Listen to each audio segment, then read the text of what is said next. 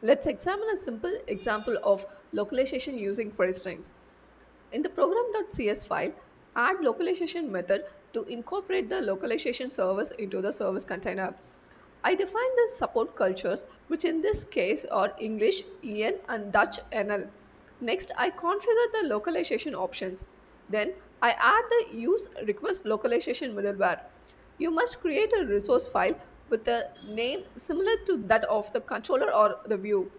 In this demonstration, I have created two resource files, one for English and another for Dutch. Note their locations under resources inside controllers such as homecontroller.en.resx for English and homecontroller.nl.resx for Dutch. For the English content, I have assigned the key hello with the value hello world. Similarly, for Dutch, I have added the respective translation. In the home controller, I have injected iSerialization to access localized string.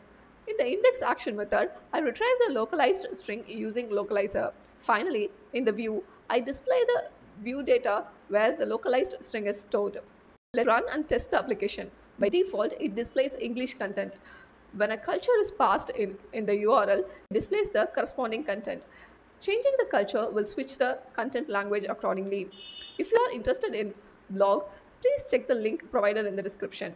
Thanks for watching and happy coding.